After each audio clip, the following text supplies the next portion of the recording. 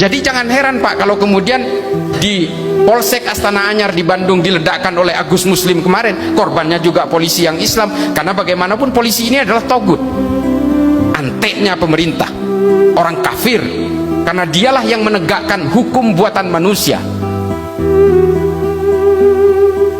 Nah, pola ini sama dengan Abdurrahman bin Muljam. Kenapa Sayyidina Ali juga dikafirkan? Dia mengkafirkan Sayyidina Ali karena Sayyidina Ali dianggap menggunakan undang-undang buatan manusia ketika menerima arbitrase tawaran damai dari Muawiyah bin Abu Sufyan. Kalau begitu Ali telah kafir karena dia tidak berhukum kepada Allah, karena dia sudah membuat hukum buatannya sendiri.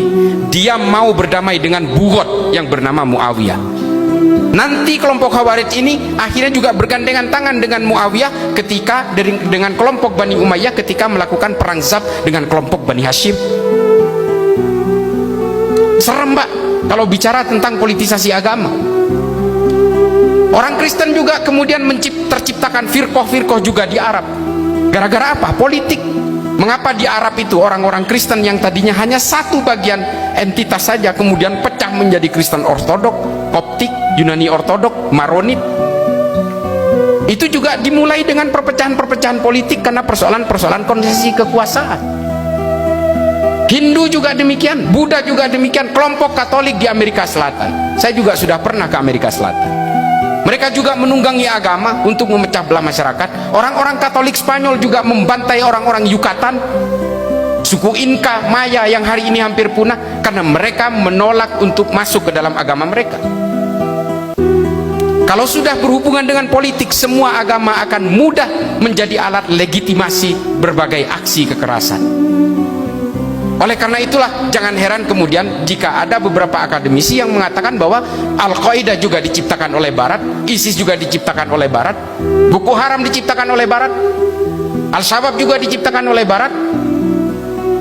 Tapi persoalannya adalah kemudian kita tidak perlu tahu soal fabrikasi dan berbagai konspirasi pembentukan itu, tapi kemudian yang menjadi korban adalah orang-orang di Indonesia yang kemudian terpapar oleh paham ini. Dari sini kita bisa melihat bahwa urat utama, mainstream, arus utama dari berbagai gerakan kekerasan ini selalu berbasiskan al-wala wal bara yang diusung oleh Wahabisme. Silahkan bantah saya.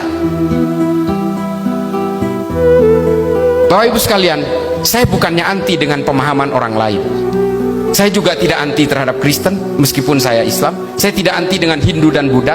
Saya punya prinsip yang paling baku seperti yang ditulis oleh Jalaluddin Rumi dalam Fihi Ma Fihi, bahwa apapun agamamu, apapun sukumu, semua manusia diciptakan oleh Tuhan yang sama.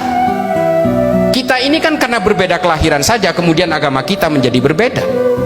Saya lahir di Madura, bapak saya Islam, kakek saya Islam. Kalau saya lahir di Meksiko Pak, muka saya glowing,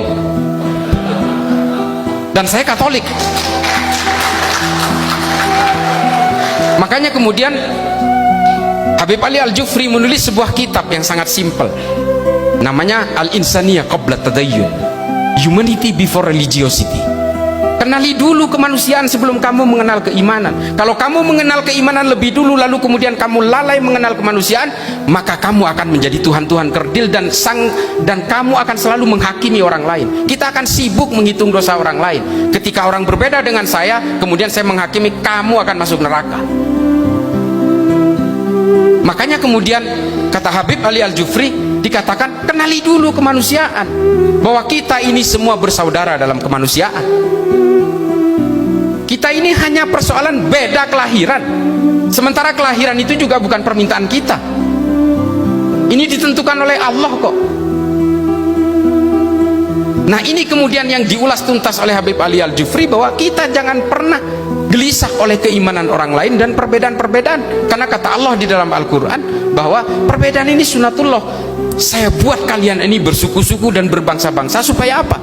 Lita'arofu, saling mengenal, saling berinteraksi di antara semua perbedaan itu. Jadi kalau ada orang yang anti perbedaan Pak, ini sebenarnya sudah menjadi Tuhan kerdil sudah.